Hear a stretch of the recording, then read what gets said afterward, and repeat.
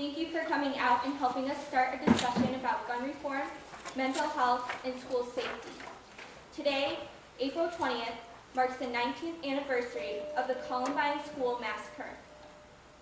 On April 20th, 1999, two teenagers began shooting at students outside in the courtyard.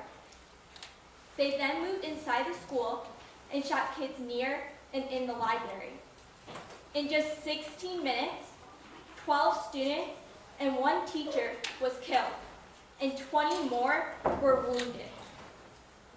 At this time, this massacre was the worst school shooting ever in U.S. history. The shooting prompted national debates and calls for action on gun control and school safety. Today, we, along with other students, gather to commemorate the victims' loss and stand with all the survivors and the students who call for discussions like this to happen. We would like this town hall to start a chain reaction where we can see change happening and solutions becoming part of our answers. We would now like to take 13 seconds of silence to honor the 13 victims lost.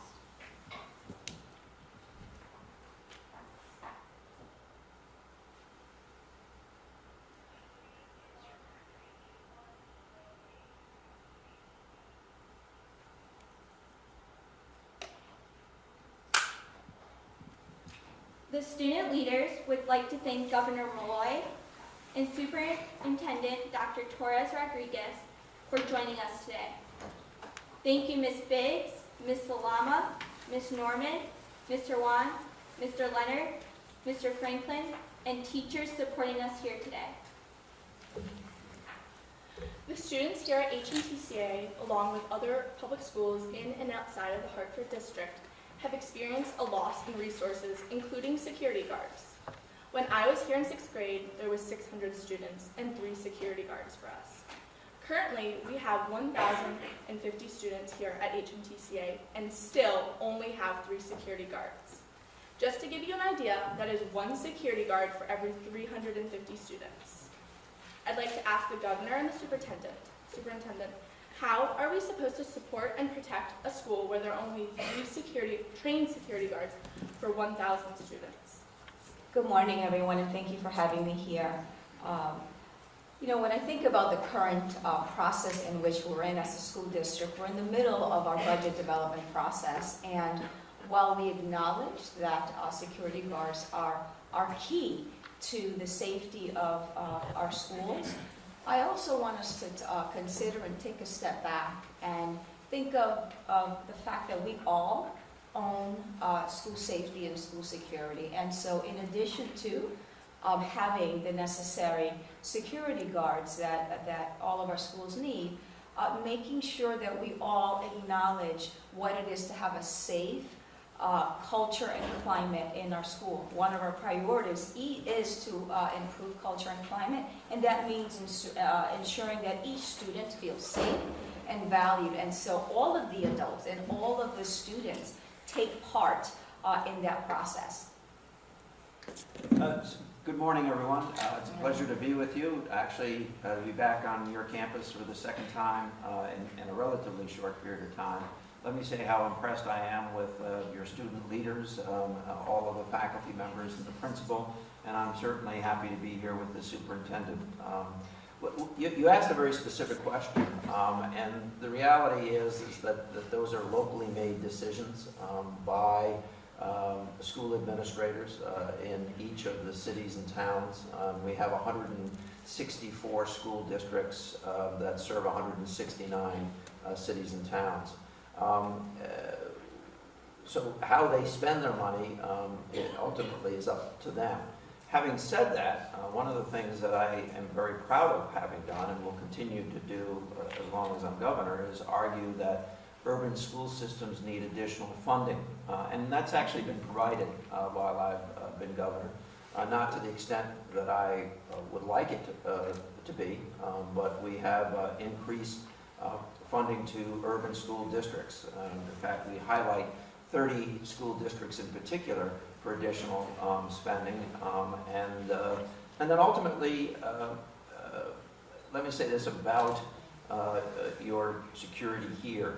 The state of Connecticut has also authorized already $51 million in additional security construction, design, and systems. And in February, we authorized another round of such funding. Now, that's not all that's being spent to make buildings more secure, because every one of those dollars is matched to some extent by local dollars that are also being spent. I think since Columbine, since the attacks that played themselves out in Washington, New York, and in Pennsylvania, and since what happened in a school in Connecticut, we've had a much stronger focus. For instance, when I was growing up, which is a long time ago, I will admit, we might have a fire drill, but there was never any discussion about what you would do if guns were heard being shot, even in the area of the school. No one rehearsed or practiced what you would do in those circumstances. So we've come a long way in understanding the dangers of living in a society where guns are not just prevalent, but too prevalent. There are too many guns available to the wrong folks. And then I just want to join the superintendent's comments, if I might, and I very much appreciate them. Until relatively recently, students weren't told that they owned their own security. This was a top-down discussion. And until relatively recently, people didn't have discussions about other people's mental health capacities or dangers. And until recently, people didn't talk about what warning signs were. And that is a very different situation today as a result of the efforts in individual school districts and the efforts by the state. We are, in fact, increasing spending in school districts, and particularly the 30 urban or poorer school districts, on that issue in particular as well. Thank you. Due to budget cuts at schools across the state, it has resulted in large class sizes. As a result, it creates this ongoing cycle where students are not receiving the help they need. This includes mental illness, as schools do not have enough resources to treat every child. Our question for both the superintendent and the governor is, schools play a huge role in identifying if a child has a mental illness, suffering from depression, or is just having a bad day. How can schools ensure that every child is carefully observed and receives one-on-one attention? How can we work this into our budget? Great question, Alexa. And you referenced mental health, and I'm going to ask that we step back and just talk about just developmental health. I know that mental health is an area in which all of us have to continue to learn more about in terms of how we respond, how it affects us, how it might affect our community. But there's the normal developmental processes of young adolescents, and which is why it's so important for us to, through our conversations and our curriculum, what we are teaching, the conversations that you as peers are having, that we understand what those signs are, whether they relate to mental health or just everyday development and the challenges that you as adolescents, if you will, in an urban setting can experience. And so additional conversations, Alexa, but also empowering our staff. Empowering, I mean, with knowledge and skills to identify those warning signs and then to be able to connect with the appropriate resources. Yes, I would like to have as many mental health professionals as we can in all of our schools. However, we know that learning just doesn't happen in school. Learning for all of the youth also extends beyond the school doors. And such, it is important for us to engage all of our community stakeholders, from our community-based providers, from our higher ed institutions, and our faith-based leaders, which is something that we, certainly under my administration, are really intentional about bringing in the community into our schools as well. At Columbine, at Sandy Hook School in Newtown, in Connecticut, and the most recent school shooting in Florida that really sparked this movement, and I want to thank all of you for being leaders in this movement. In each one of those cases, the assailant or assailants were recognized as people having difficulty, isolated, mental health challenges, were previously identified in the Florida case as a danger, specifically as a danger. And I think that you're hitting on an important topic, and that is when we have identified someone as a particular challenge, how do we handle it?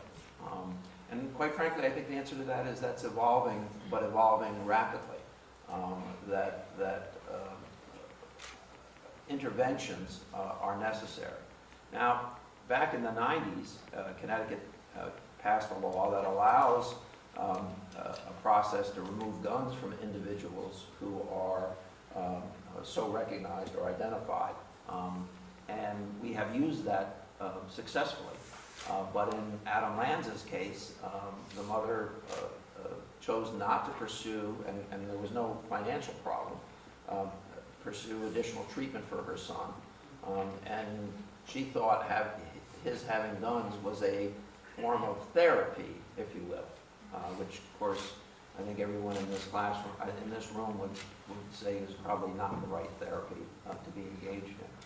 I think that making sure that professionals in school buildings have the skill set, the tools, and that also means the appropriate budgetary items to do a better job, and I think that we have to be engaged in ongoing training. I think social workers, psychologists, psychiatrists, guidance counselors, and principals and assistant principals, as well as faculty members, and other members of the staff have to all be engaged, cross-trained to recognize and understand what their obligations are to respond.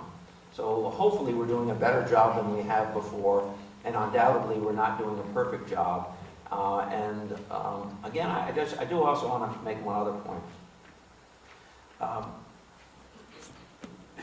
There are districts that are very well funded, and they're not necessarily doing a better job than Hartford. I think Hartford is not as well funded as I would have it be, but has done really quite an extraordinary job. Crime is down. School-based crime is down very substantially. Youth coming into the corrections department or the court system is down very substantially. That includes down very substantially in Hartford. We are doing something right to bring about a 63-64% reduction in young people being involved with our corrections department. That needs to continue, and we need to make more progress. Hi, I'm John. I'm an 8th grader here at HMTCA. I don't feel comfortable with teachers carrying a firearm because there is still a risk, even with teachers trained. It's too much responsibility and not their job to be the police. I think security officers should carry firearms because they are the ones responsible for protecting the school. However, it's important that they receive the proper training to carry a firearm. What is your stance with teachers and security officers carrying a firearm in school? I'm not in favor of teachers carrying firearms in schools or defining a teacher's role as being involved in that level or that form of security. All right? I think that that's a non-starter. It presents great danger. About a month and a half ago, a teacher who had a gun in the school system where that was allowed, that gun went off, actually struck a student in the neck. That student went home, disclosed that to his parents. He was taken to the hospital, and they actually had shrapnel in his neck. And by the way, that happens more often than you think. I'll give you, I have state troopers who are with me a lot. These are people who are trained extensively over a 6-month period to be a trooper. And then they have to be recertified in using their guns properly on a regular basis and receive additional training as a part of that. The system that President Trump has talked about and that exists in some states doesn't require any of that. You basically have to have if your state requires a permit, you have to have a permit to have the gun. If the state doesn't even require a permit, you have to have taken, a gun safety exercise. It just doesn't make sense. With respect to security personnel and police officers most particularly, part of a police officer's equipment is a gun, and if they're in a school, I've always believed that they should be wearing their uniform and their equipment. With respect to other security personnel, if they're properly trained, if they're properly certified on an ongoing basis, that may make sense, and I wouldn't have a problem with it. But lack of certification, lack of training initially, and lack of ongoing training would be a block to that. So wholeheartedly opposed to our teachers bearing arm. When I think of, maybe it was 2 to 3 months ago, and we had our colleagues from the Hartford Police Department talk to us about shooters and intruders in the building, and they referenced the fact that, physically, you have to have a certain amount of weight in order to be able to manage and handle a firearm. And so I put myself right in the shoes of so I'm a teacher, and I'm bearing an arm, and what that would do to I barely weigh 110 pounds, right? So that's one piece of it. But then it's the other piece, which the governor alluded to. It's teachers are experts in content, pedagogy, assessment, right? So I want our teachers to be experts in what they were trained to do. And so I don't want to pile on an added need to have to train them and an added stress, if you will. And so that is not what I believe the answer to be in order to keep our schools safe. I think it's completely much broader than that. And I want to continue to empower our teachers with the skills and the knowledge base in order to improve outcomes for our students. I don't believe that firearms are the answer to do that. I also, I'm thankful for the partnership that we have with our first responders. And, Hartford Police Department is an extension of who we are, if you will, at the district. And so constantly reviewing and improving our practices. And so I know that we can continue to count on our first responders and those partnerships to improve our practice. I do not believe that firearms for our teachers is the answer. Superintendent, not everyone who is not in education is used to using the word pedagogy. Do you want to take a moment? So teachers, you are experts in the content, which is what you teach, right? What you teach, pedagogy, how you teach an assessment, how it is that we determine whether our students are learning what you are teaching them. And so that is what I want to continue to empower our teachers with. Good morning. My name is Chloe Campolone, and I'm an advocate of gun reform. And as you know, students around the country are mobilizing to bring awareness to the issue of gun reform. Students are coming to us and asking how they can get officials' attention. So my question is, as community leaders, what gets your attention the most? Walkouts, petitions, letters? It's a great question. I think that in the issue of guns, if I can just get to that directly, Connecticut has some of the strictest, if not the strictest, gun laws in the nation, and I believe by the end of the first week of, or the start of the second week of May, we will have even stronger laws, because by then we will have outlawed gun stocks and other mechanisms to make guns fire as if they were fully automatic weapons. That's passed some initial votes, and I think it will be in fact approved, and then I'll be able to sign it. Our biggest problem in Connecticut when it comes to guns is not the guns that are sold within the state for the most part, but guns that are coming into our state from other states that don't have the kinds of laws that we have. And specifically, I'm talking about southern states and western states, where a large percentage of the guns sold are not even subject to a background check.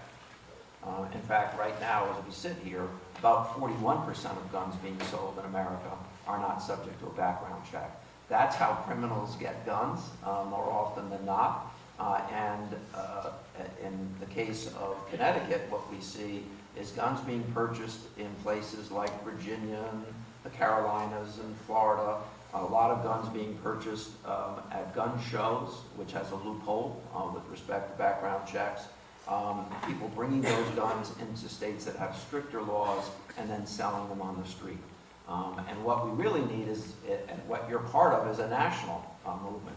If every state had the laws that Connecticut has, or New York has, or Massachusetts has, then we would have much lower death rates, much lower shooting rates.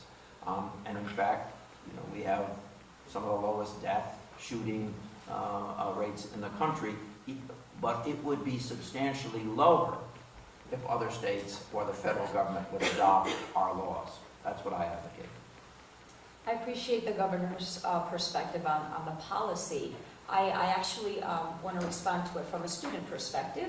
And what gets my attention is exactly the very activities that you're engaging in, right? So your leadership, but in order for that to happen, there have to be conditions in school put in place for that to happen. So that has to be part of the curriculum. How is it that we engage our students around their civic duty and responsibility? How is it that we are allowing our students to experience and learn how to be informed consumers? Do you know what that is?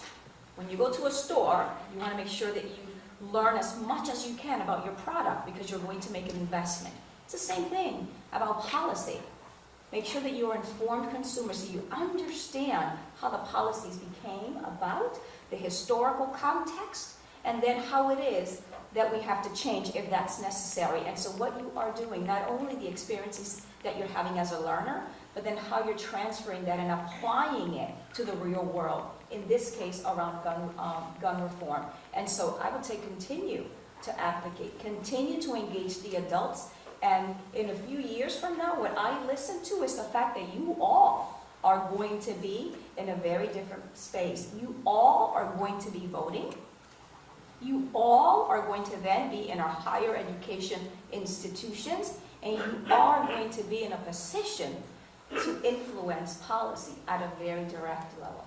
I didn't answer that portion of the question, and I owe you an answer. I think all of the things that you mentioned are ways to make sure your voice is heard, and I agree with the superintendent that as voters, when that happens, then you're, by the way, anyone here 17? Okay. Have you registered to vote yet? Okay, because if you haven't, you'll miss the if you're 17 and your birthday is before Election Day in November, so you'll be 18 by that time, you'll have the right to vote in Republican or Democratic primaries if you become a voter. And primaries are pretty darn important. So becoming a voter, and quite frankly, becoming a voter who cares about gun laws. The NRA, National Rifle Association, is very powerful in making their voters a single-issue voter. Now, I don't think that that's a good idea. I think there are other things that you should make judgments on. But when someone is not willing to make you or your children in the future safer, then that's something that you should use in making that judgment. So everything you're doing, I think, is empowering and putting pressure on folks to do it. You're just doing it in a state that is ahead of the game when it comes to its control of guns, and is advocating what you're advocating, a national solution. Thank you. Good morning. My name is Alejandro Figueroa, and I'm an 8th grader here at HPA. With the push for new legislation that is both tighter and stricter, what do you think needs to pass in the state of Connecticut that would further ensure school safety, and who has the right to register and carry a firearm? I'll take the first stab at that. Again, we outlawed, after Sandy Hook in 2013, we outlawed any new possession or ownership of semi-automatic long guns. So they're no longer sold in our state, nor can they any longer be possessed unless they were possessed on the day when that legislation became effective. Personally, I would have favored outlawing the guns and requiring people to eliminate them from their ownership, but that wouldn't pass and didn't pass, and would have prevented some of the things that we did to have better laws in that particular package. I think it's very important that we outlaw guns being sold in parts. So that's the ability to buy a part of a gun and in parts and assemble it yourself. And I think it's very important that we this year, and do that in Connecticut, and that we also eliminate the mechanisms that allow semi-automatics to turn into automatics. And what does that mean? At the shooting in Las Vegas from a hotel room on people who were attending a concert, bullets were flying at 90 bullets per 10 seconds. And you can do a lot of damage in a very short period of time, as was shown that day. Thank you. As a strong advocate for people of color, it pains me not to see this much attention nationally given to my community when our people are hurt by gun violence. Why is it that your skin color defines if the mass shooting is an act of mental illness, or if you're just a cold-blooded killer or a gangbanger or a thug? What are you, the superintendent and the governor, doing to change the perspective of the people who we can influence on this matter? Yeah, I think, thank you for raising the issue. I think race is an issue in America to this very day. I think that there continue to be all kinds of forms of discrimination. For instance, just recently, 2 individuals being arrested at a Starbucks because they were sitting waiting for someone. I don't think that would have happened to 2 white guys. I think that's the reality. And I think we get too comfortable with the idea that we've made so much progress we don't need to make more progress. I've heard lots of people say some version of that. Now, they're all white. They weren't Hispanic or they weren't black, but I have heard people say that. Well, we've done enough, or we've gone as far as we can go. And this is what I will say to you. You're going to change that. Young people meaning your age, younger and older, in college and beyond, a little bit beyond, have a very different view of race than we do. I'll give you a for instance. When I was growing up, you would never see a couple on TV that was multiracial. And now if you see an ad on TV, it's very frequently a couple that's multiracial, because you're very comfortable with it. But people my age and older weren't or aren't. That's changing. And you have to keep talking about this. And I have to keep talking about this as someone who's advocated that kind of change. But I will say this, that there are many people, white people, Caucasian, who simply don't understand what you're dealing with on a daily basis. And they also don't understand the trauma that's created by that. I hope I do. And I've devoted much of my life in government to try to address that issue. That's by hiring people, by passing laws, by trying to reflect different behaviors. But it's an important issue that you all, meaning everybody in this room, need to keep raising. So,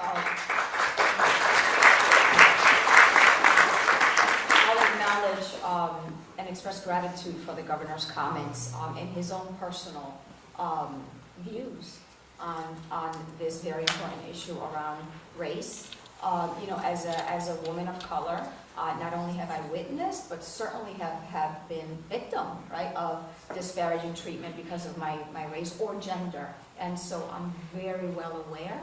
And the fact that I now am in a leadership position, it is my responsibility, not only morally because I believe in it, but because I know that at the school sites, we have to now, as adults, take responsibility to create conditions to have those very conversations that the governor was speaking about, to understand from a perspective of a person of color, from a perspective of someone that's older, younger, what those various experiences are, so that when we see those interactions at play, we're able to identify them and we're able to intervene in order for us to change the culture and the climate, not only in our schools, but of course in our broader society. So we all have ownership of changing the culture, but that can't happen unless we're brave to create conditions for those conversations to happen.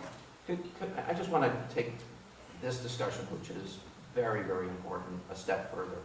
Everything I've said about race also applies to gay, lesbian, transgender individuals. This is another group of people that have historically been discriminated against, causing its own traumas and its own difficulties.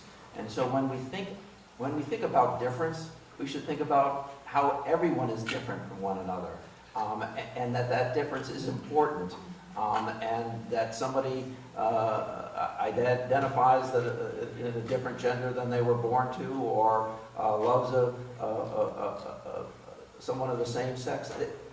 We just have to have these ongoing dialogues so that we understand who we are and what we are, and respect it. And so it is race, but it's other things as well. Disabilities. I grew up with a very serious learning disability, and a physical disability. There was a fair amount of discrimination that I, early in my life, suffered through. And maybe that's why this is so important to me. But disabilities are also another area. We just got to do a better job as human beings. We just got to treat people better than we do. Thank you, Governor and Superintendent, for sharing your thoughts and listening to our opinions and ideas, and also giving us information on the laws out there and what's being done now. Maggie, would you like to add something? No?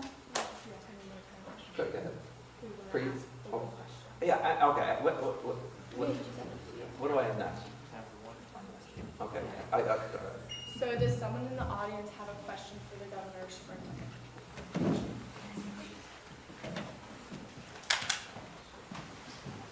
Randy.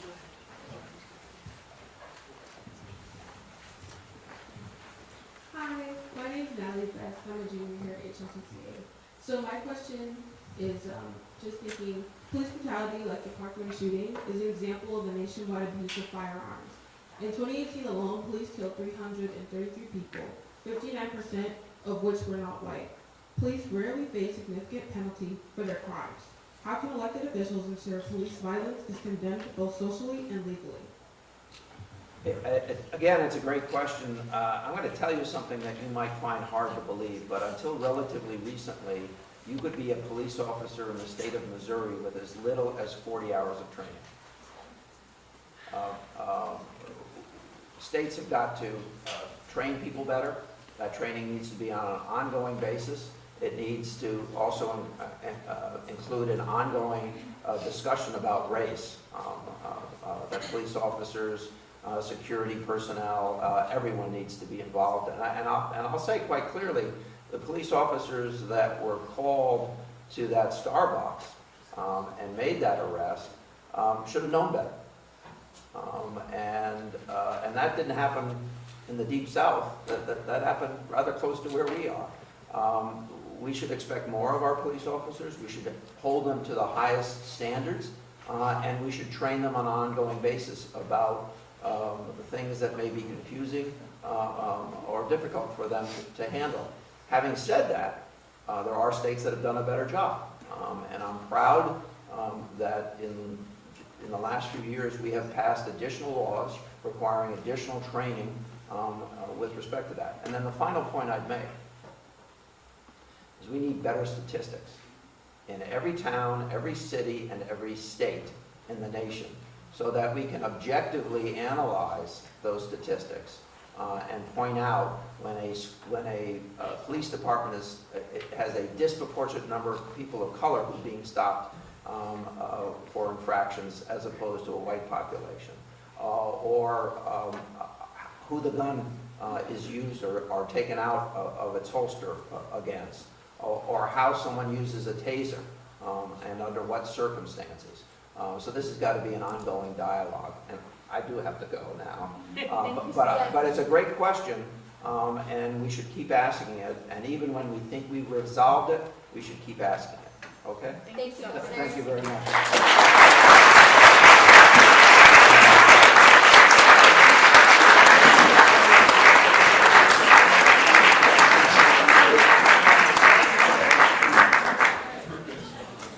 The superintendent can answer 2 questions from the audience, and then we have So 2 more just questions. 2 more questions.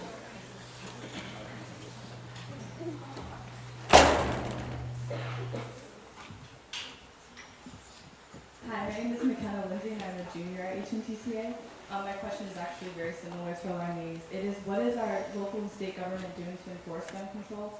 And why aren't brown and black victims of gun violence in Hartford receiving the same media coverage as the victims of school shootings? And specifically, why do school shootings have so much coverage when the victims are mostly or primarily white students? And why does it take the school shooting to occur to have this conversation about gun control? It is unfortunate to have a tragedy spark this level of attention and dialogue around how to change and improve. I can't speak to why from a larger government perspective. What I can speak to is the responsibility, again, that we have to raise awareness around that very disparate response that you're alluding to. The fact that, people of color are dying every single day, right? Multiple shootings throughout our nation, particularly in our most disenfranchised, poorest communities. And so that certainly hasn't risen to the level of scrutiny and attention that it warrants, that it deserves. And so I think it goes back to the conversation around value and making sure that we all understand that whether it is a school shooting or a shooting down the street, that people are impacted by it. One more question.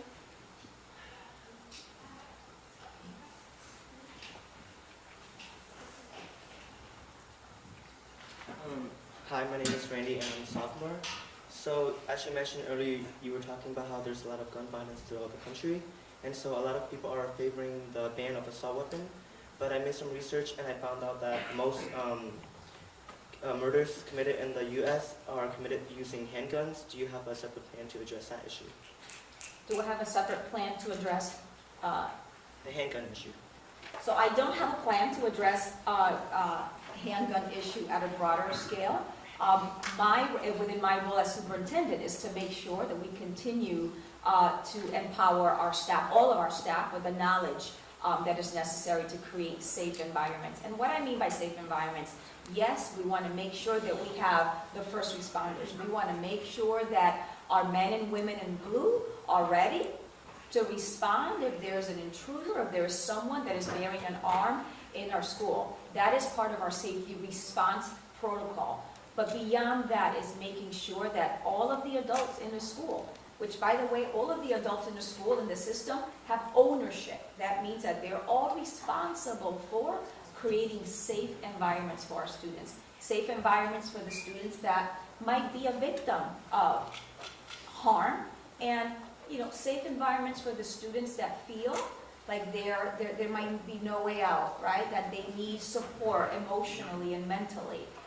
So safe environments, it's something that belongs to all of us and to you as students as well.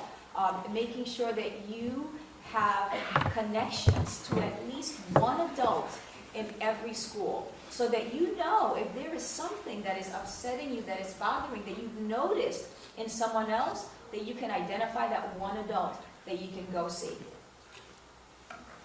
Thank you, Dr. Torres.